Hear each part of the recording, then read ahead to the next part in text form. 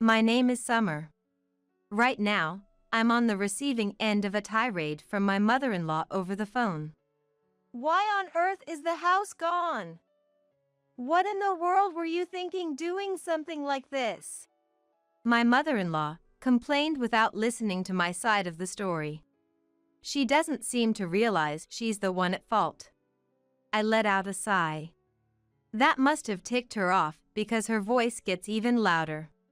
You better explain to me exactly why you turned that house into an empty lot.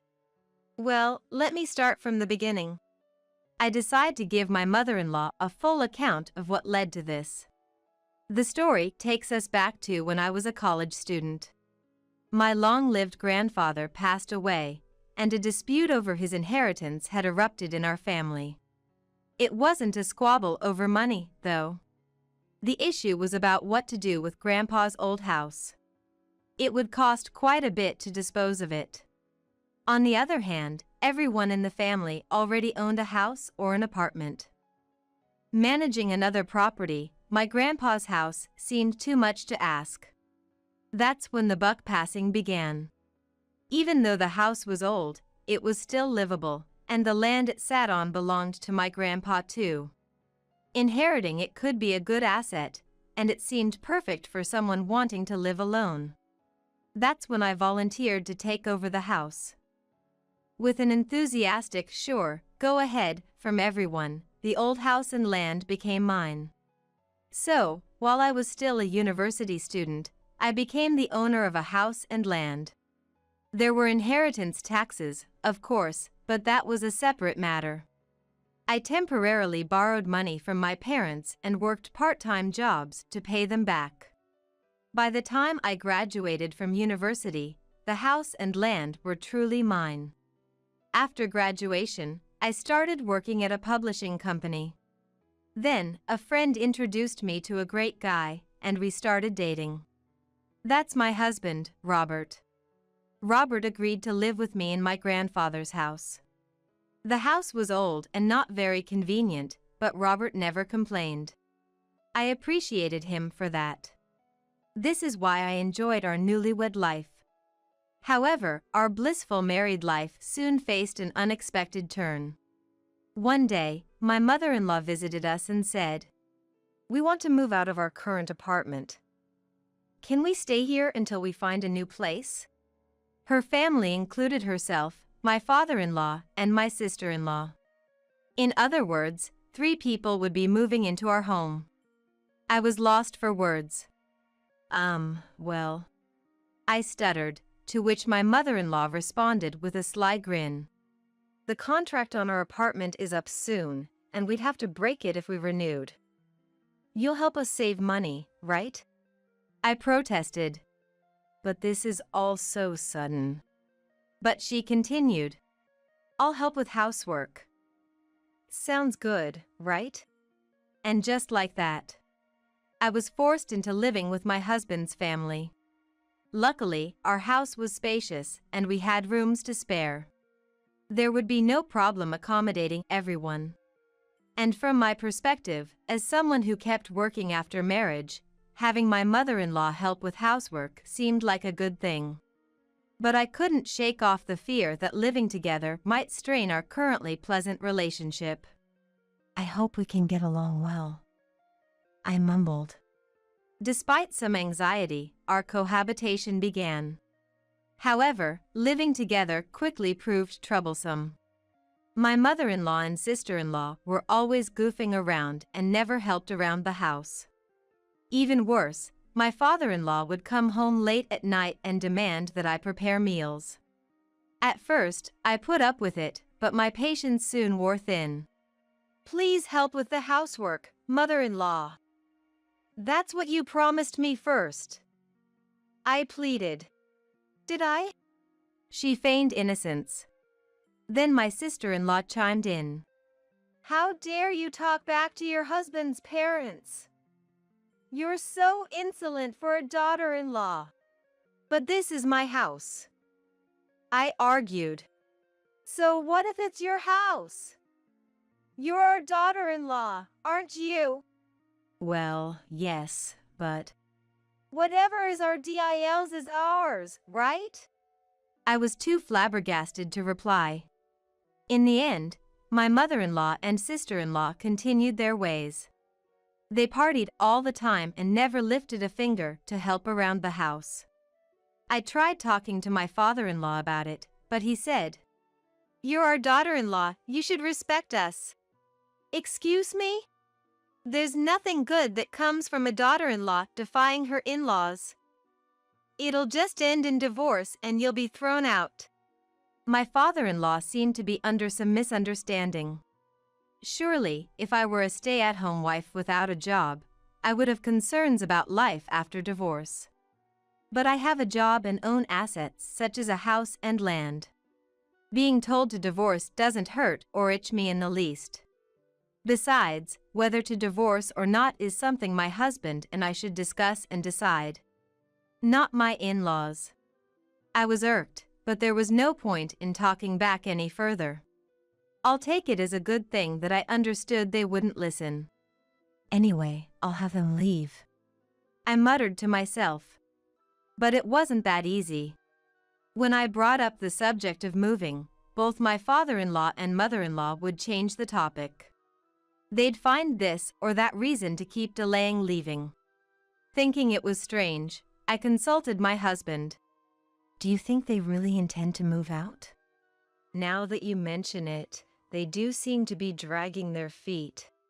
I don't like the thought of them squatting here indefinitely.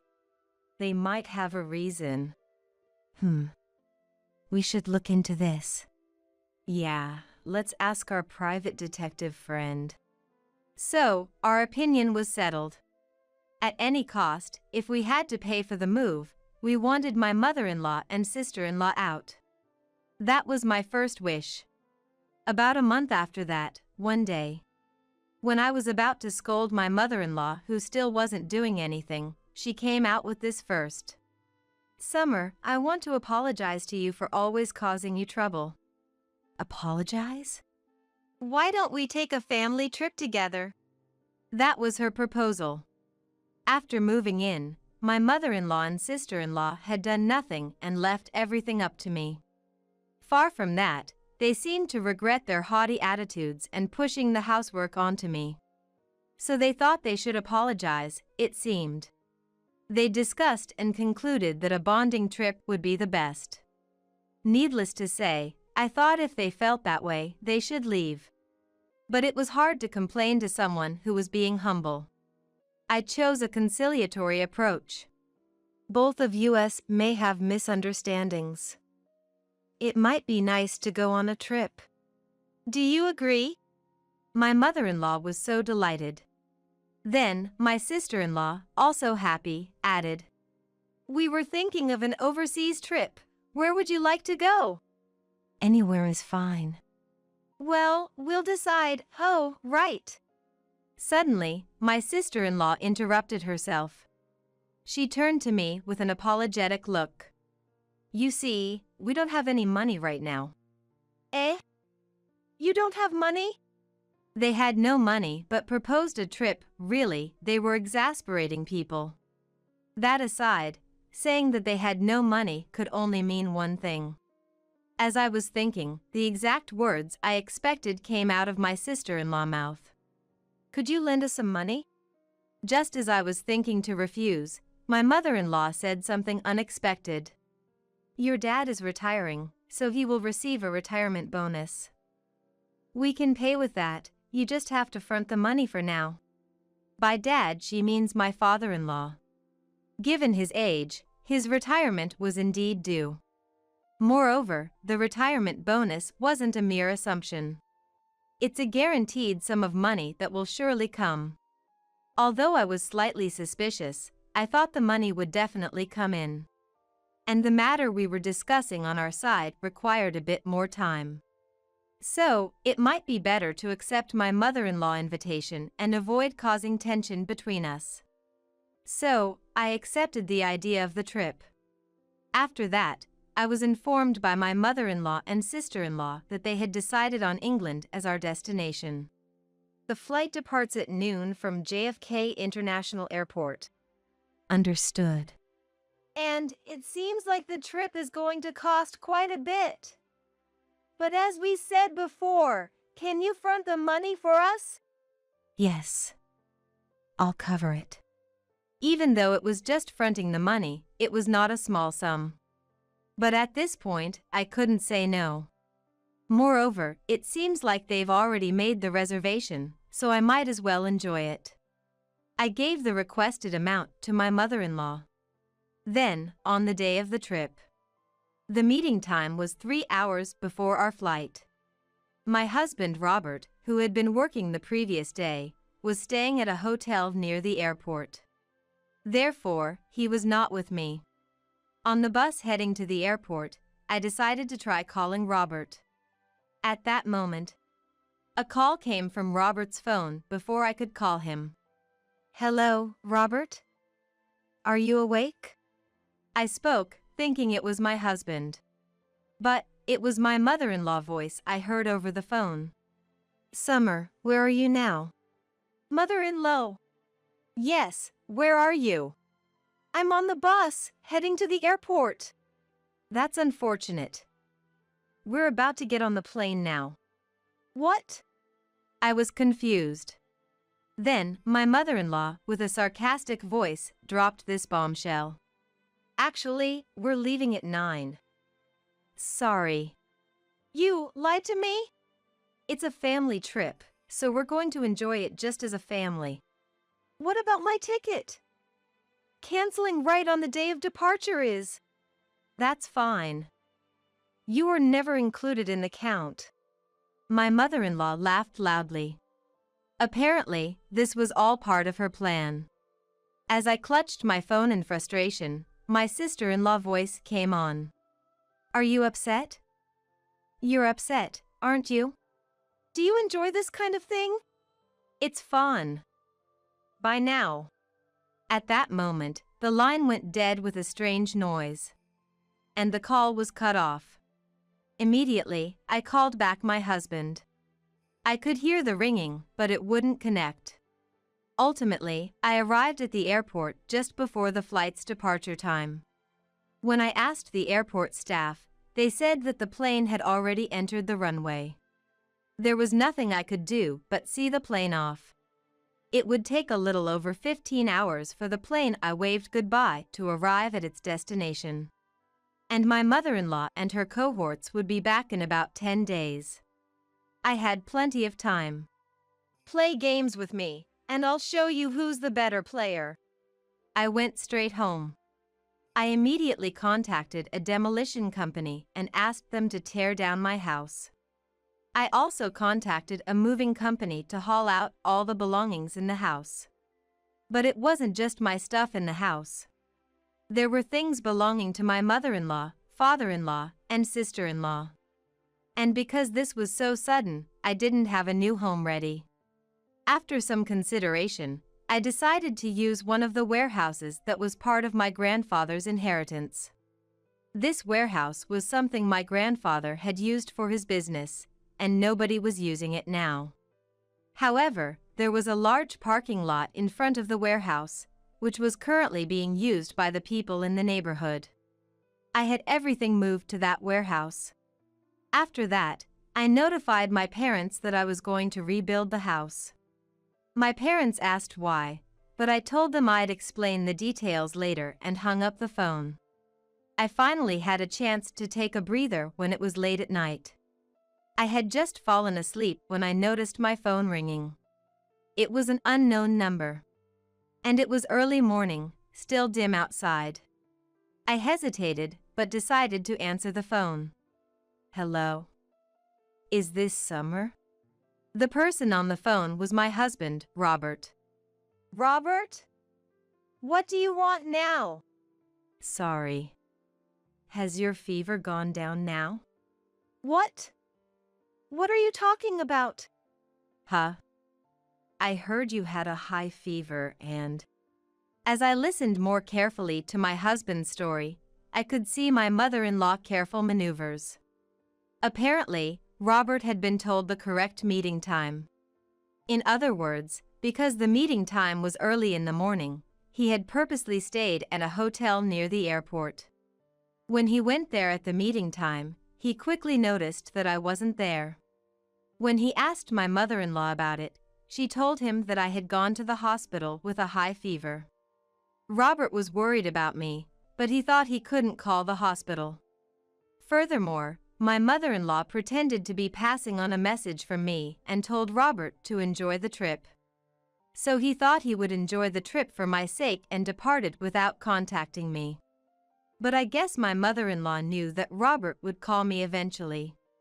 She called me on Robert's phone just before departure.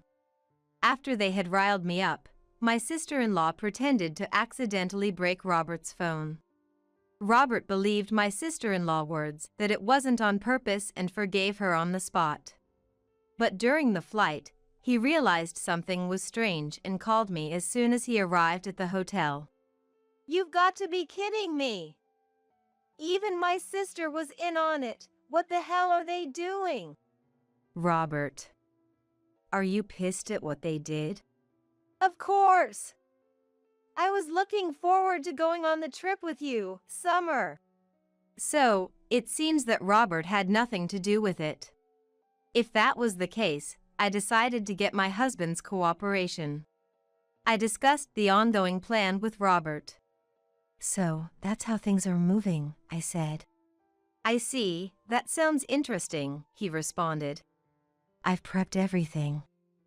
Robert, you just need to act like you're enjoying the trip. Understood. And I have one favor to ask of you. What's that? Bring back some souvenirs. For me and also some for my colleagues. This was my only concern. Whenever one goes on a trip, it's customary to bring back souvenirs for colleagues at my workplace. In fact, I had even been asked to buy some branded items. I could say I was left behind, but that would be too embarrassing. It was a dilemma for me. But if Robert was on my side, it would change the situation. Now everything was settled. I provided the list of souvenirs to Robert and focused on what I needed to do. After sunrise, I had a demolition team come over. After getting a quote, they immediately began tearing down the house. The work finished quickly, and the plot of land was cleared in no time. A few days later, my in-laws returned home. They started causing a commotion in front of the empty plot of land. Then they called me and started complaining non-stop. That's the whole story. Did you understand? I asked. You've got to be kidding.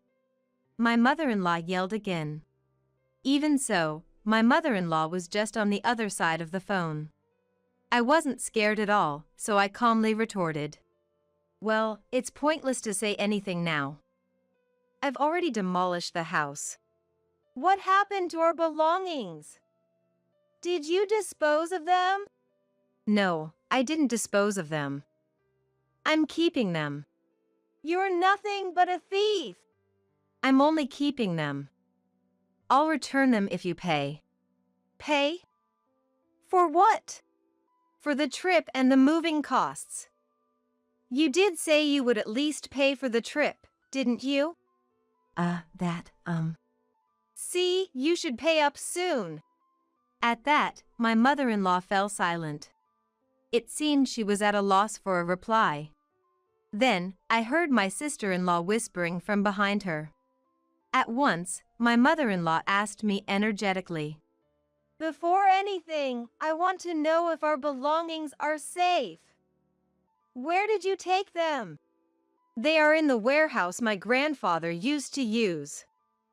Anyway, I won't return them unless you pay. But your husband's retirement pension is coming, isn't it? Yes, but then please pay me back. I'll return your belongings once you do. With that, I hung up. Still, my mother-in-law kept calling incessantly. Finally, annoyed, I blocked all her calls. Feeling refreshed, my husband Robert arrived at the weekly mansion where I was staying. I'm back, Summer. Welcome back. Did you bring any souvenirs? Of course, I did. Thank you. I had considered returning to my parents' home. However, I didn't want to worry them. So, I informed my parents that we would be living in a weekly mansion for a while as we were rebuilding our house. Then I actually rented the weekly mansion and moved there. I've been staying in touch with Robert regularly and had informed him about the move. So, after his return, he came directly to me. My in-laws must have found it strange that he was acting separately. I was nervous about getting found out. But I'm glad things worked out this way. By the way, Summer, if you get money from Mom, do you plan to forgive her? If she promises not to interfere in our lives in the future, I plan to return her belongings and forgive her. I'm just wondering if she'll pay up without a fuss. Don't worry. The warehouse is locked, and she can't take anything out without paying me back. There's no way to get into the locked warehouse. If they think it's possible, they'll give up and pay. I was confident about this. However, I couldn't expect a reasonable response from my in-laws, who lack common courtesy. I was reminded of this the following early morning. My phone rang in the dim morning hours. Who, at this hour? I looked at my phone with sleepy eyes. It was another unknown number. When I answered the call, the person on the other side said, I'm sorry for calling so early in the morning. I'm from the police. Police? I instantly woke up. I sat upright and listened to the conversation. There had been a disturbance at my grandfather's warehouse. It seems that a local resident, who uses the warehouse parking lot, had reported it. So, when we arrived, we found an intruder who was causing a ruckus in the warehouse and apprehended them. I see. So you've caught the culprit. But, the intruder says they're a family member of the warehouse owner. They asked us to contact the owner. Wait, my family! I had a bad feeling. When Robert and I rushed to the scene, several police cars were parked there. And in one of them were my in-laws. Summer! Help us! My mother-in-law! My suspicions were confirmed. The intruders were my in-laws. Are these individuals indeed your family? They are technically my family.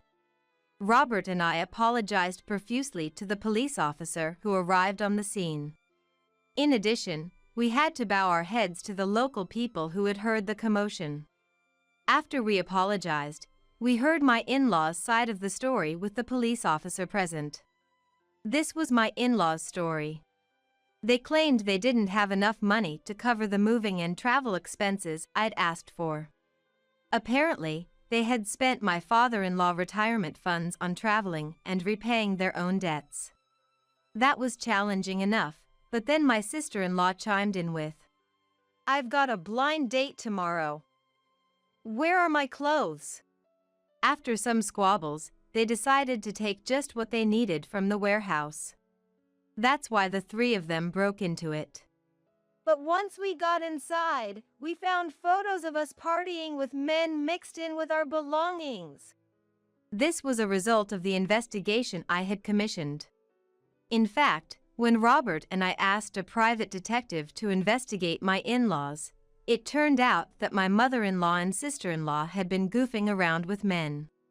These men worked in the nightlife industry, and my in-laws had poured quite a lot of money into them. They had even taken on debts, some of which they repaid using my father-in-law retirement funds. On the other hand, my father-in-law was having an affair with a younger woman from his workplace. Despite the nice ring to his retirement, the truth was that he had been fired for his affair. I received these reports and photo evidence just before my in-laws left for their trip. When they returned from their trip, I planned to use this as leverage to kick them out. But with things turning out this way, I had moved the photos to the warehouse along with my stuff. So, they broke into the warehouse, found the photos we had investigated, and that led to a fight over each other's misbehavior. Seems like that's the punchline of this whole fiasco. They totally brought this on themselves, I murmured. My mother-in-law shouted at me in anger. What were you planning by taking these photos? Like I care. When I retorted, my father-in-law yelled at me. What have you done? This could ruin our family. Well, that's your fault, isn't it? What? How dare you, as a daughter-in-law? Enough. If you have complaints, I'll sue you for trespassing. They'd all be arrested if it came to that. Realizing this, the three of them promptly quieted down. However, it was clear that none of them had the means to pay me back. So I proposed another option to them. Would you rather work at a cannery to pay me back, or get arrested for trespassing? Predictably, they chose the former, and I managed to get them jobs at a friend's cannery. They're working there every day now, earning the money they owe me. Meanwhile, I rebuilt a house on the land where my grandfather's house once stood. It's a brand new house that still retains traces of my grandfather's house. Robert and I are starting our married life anew in this convenient, new home. This is why amateurs are no good.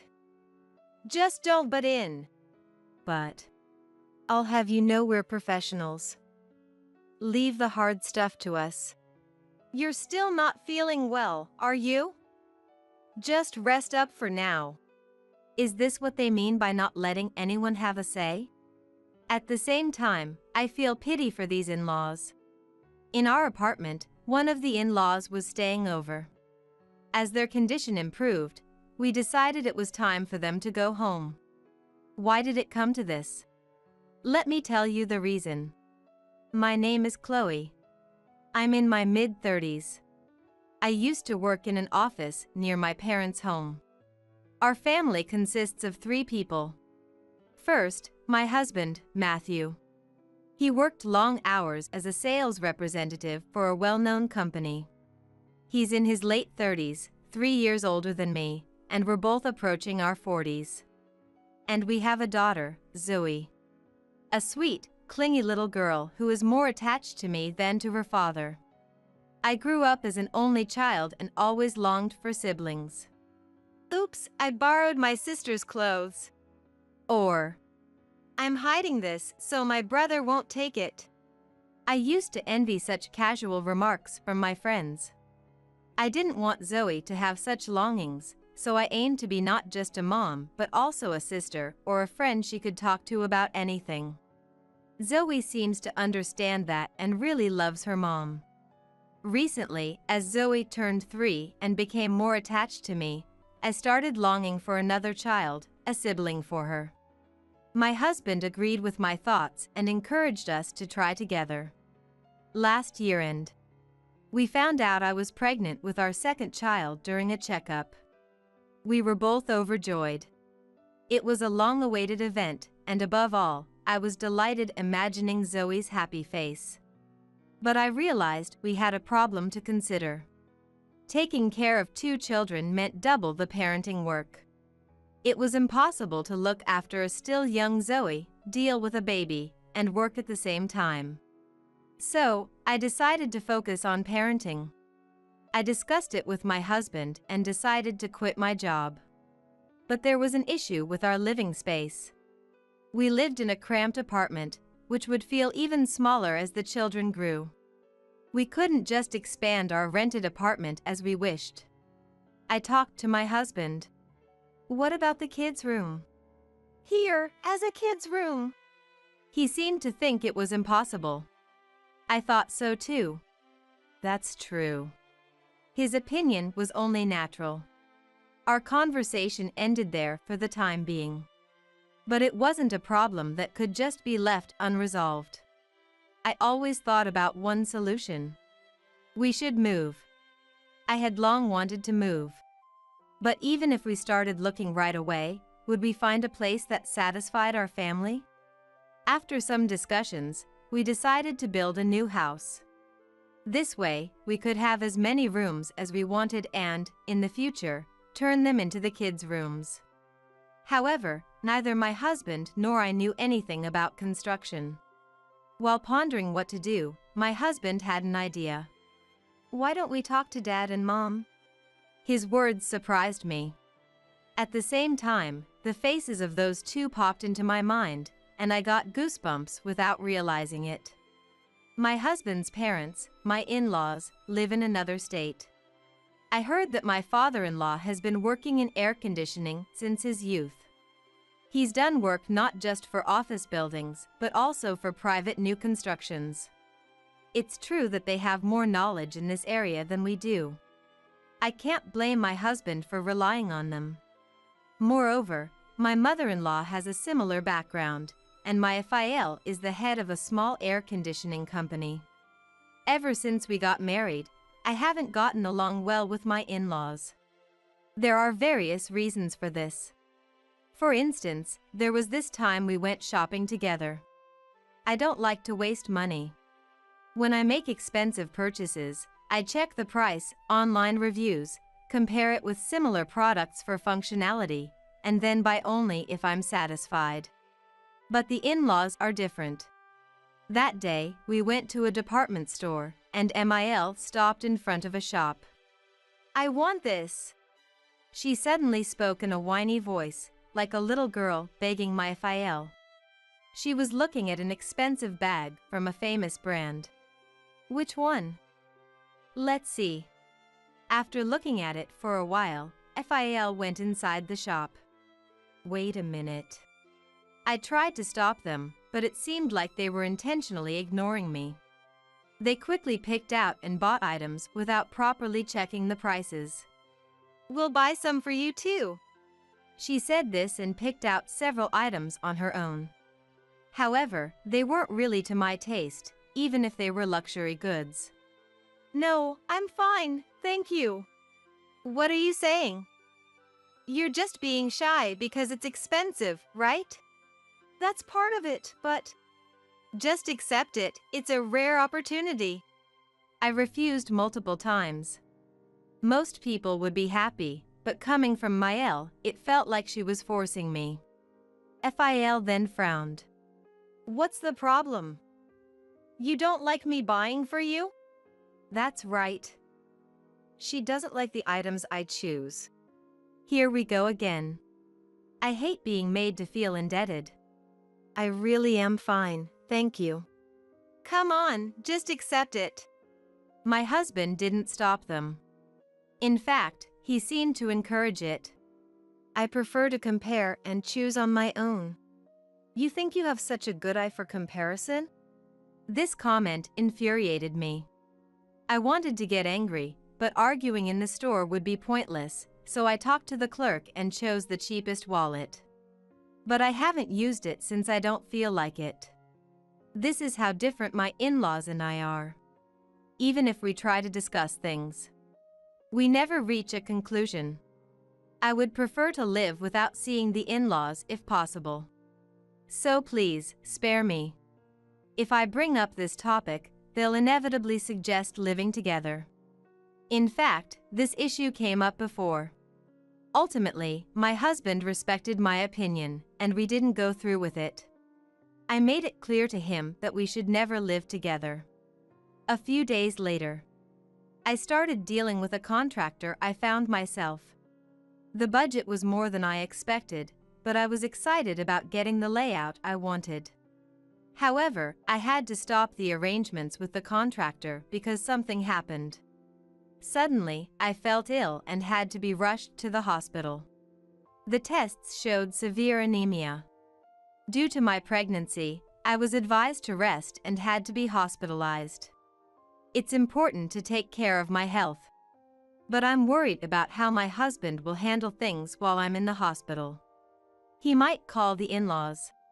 And I'm also concerned about Zoe. She must feel lonely since I was suddenly hospitalized. No matter how much I thought about various things, I couldn't take any action. I had to focus on treatment, feeling frustrated. But later, I learned that my worries had become reality. As expected, my husband called the in-laws while I was hospitalized and explained the situation. The in-laws, seizing the opportunity without my permission, went ahead and discussed the new house construction with the contractor. During this time, Zoe had to live with my husband and the in-laws. But like me, she seemed to dislike the in-laws and didn't warm up to them. My husband said that probably because I wasn't there, Zoe became very scared. She cried many times, even though my husband tried to comfort her. 2 weeks later, I was discharged and my husband and Zoe came to pick me up. Zoe burst into tears of joy when she saw me. Then, when I got home, the in-laws were having a meeting with the contractor. Stay calm. Don't overdo it, you're pregnant. They said these things to me with a smile. But I thought their concern was just a pretense while I watched them. The next day, the in-laws showed me the floor plan for the property, and sure enough, it was completely different from what I had planned. Hey, this is different from the layout I thought of. I felt it was futile, but I asked my husband about it anyway. Really? I think it's fine. But the previous one seemed more livable. Dad has seen many properties because of his job. It's safe to leave it to him. As expected, my husband didn't take it seriously. I knew it was futile, but I talked to the in-laws anyway. Please don't do anything on your own while I'm away. My plea was met with a displeased look from Maëlle. She whispered something to Fael, and he stiffened. This is why amateurs are no good. Just don't butt in. But I'll have you know we're professionals. Leave the hard stuff to us. You're still not feeling well, are you? Just rest for now. Is this what they mean by not letting anyone have a say? I was angry, and at the same time, I began to pity these in-laws. For a while, one of the in-laws was staying at our apartment room, but as my condition improved, I decided it was time for them to go home. Once they were gone, I could take the lead again and focus on the new house, progressing the work that had stalled. So, I resumed my discussions with the contractor. But something felt off. I asked for a bay window here. That's not possible. Every time I met with the contractor, they became more reluctant. This was unexpected. Wondering why, I called the contractor persistently. All right, I'll explain. Finally, the contractor gave in to my insistence and explained. According to him, the reluctance was due to the in-laws' involvement. Apparently, right after returning to their home, they called the contractor and instructed him to be uncooperative with my requests, and to follow only their instructions. How much more do they intend to belittle me? I checked with my husband, but he remained clueless. He claimed ignorance about the in-laws' actions. It was the same response over and over. His attitude seemed suspicious. But with no one to consult, I had to bear the problem alone. A week later, I received a call from someone. As we talked, I arranged to meet this person. We decided to meet at a cafe, and I waited for a safe time when my husband and the in-laws wouldn't notice to leave the house. Sitting at a window-side table, the woman I was meeting quickly spotted me and invited me to join her. It's been a while. Have you been well? It's been 3 years. The woman I was meeting with was my sister-in-law, Olivia. Olivia is about 10 years older than me. She is frank, speaks her mind, and doesn't shy away from things. A successful career woman, she's someone I've always admired. We ordered coffee and after taking a few sips, I started the conversation. I couldn't talk over the phone, but what is it about? Today, it's not about us. It's about you and your family. What do you mean? I couldn't understand her words for a moment. What could be the issue about us? Did we cause a problem or inconvenience to someone? While I pondered, the matter with Chloe's dad came to mind. Is it about Chloe's dad and them? She sighed deeply and nodded. That's when I learned why the in-laws were so proactive about our new house construction. According to Olivia, the in-laws planned to sell their current home and live with my husband. Initially, they wanted to live with Olivia and her siblings in the neighboring town, considering their old age. However, Olivia had refused this idea. She, too, didn't get along well with the in-laws. It wasn't just a matter of not getting along, her straightforward nature was something the in-laws disliked. After being firmly rejected by Olivia, both were irate and learned of my husband's plans to build a new house. Quickly, the in-laws secretly communicated with my husband and started planning to live together. My husband intended to have me return to work soon after giving birth and eventually take care of the two of them.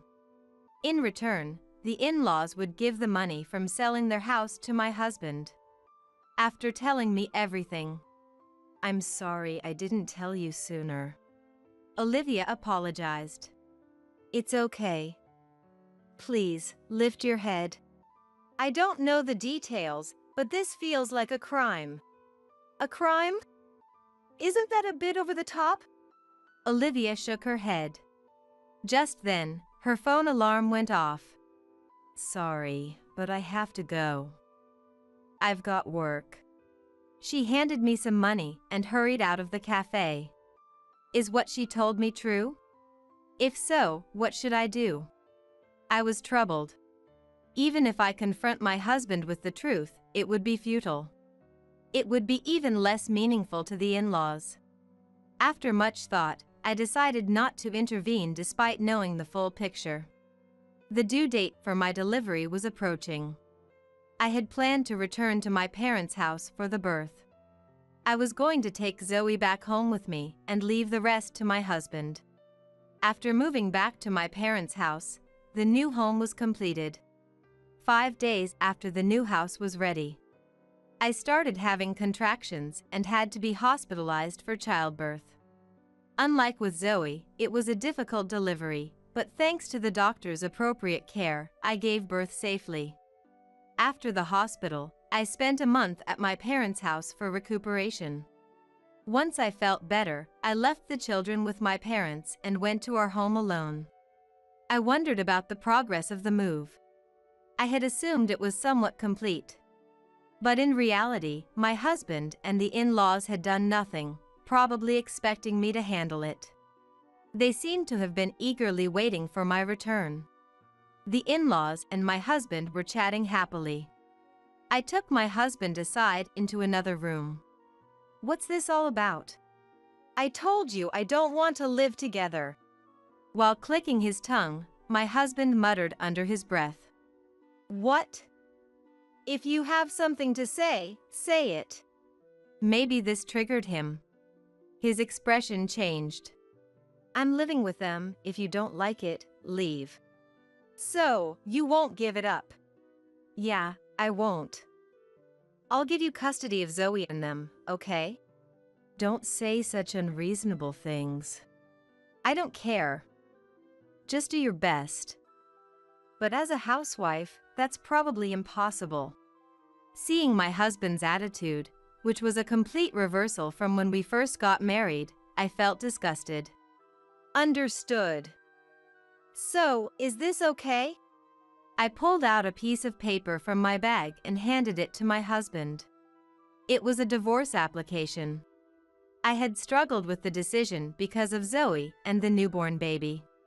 But it seemed pointless to continue arguing without any resolution in sight. While at my parents' house, I had gone to the office, gotten the divorce papers, and already signed them. My husband, suddenly presented with the papers, looked slightly shaken. "Hey, is this for real?" "Deadly serious. I'll pack my things and leave." With a resolve I had never shown before, I communicated my decision to my husband and then returned to my parents' house. Eventually, I moved all my belongings to my parents' house, and in exchange, the in-laws moved into the new house I was supposed to live in. With everything that had happened, I never set foot in it. What follows is what I heard from my sister-in-law Olivia and others who knew about the in-laws. After I started living again at my parents' house, the in-laws attempted to sell their old house through a real estate agency. But the house, lived in for many years, had holes and cracks in various walls. The kitchen and bathroom fans and faucets were rusted, and the house was slightly tilted. In other words, the house was severely aged. Such a condition meant no buyers. The price offered by the real estate agency was low. It seemed like a dream to build an ideal home, but in reality, with just my husband's income, they struggled with payments. Even with the in-laws working, the salary was barely enough for the three of them to live on. The house became neglected and soon didn't look like a new property. I received several calls from my husband and the in-laws, but I ignored them all. Naturally, there was no reason for me to help them. Years later, they desperately asked the real estate agency to sell the house for whatever they could get. They returned to the local area, but not to a single-family home. I heard from Olivia that they were living modestly in a cheap apartment. After giving birth to my second child, I spent a year living with my parents.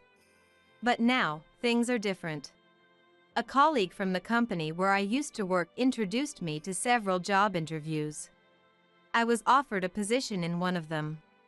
It's not a luxurious life, but I have my children and my parents.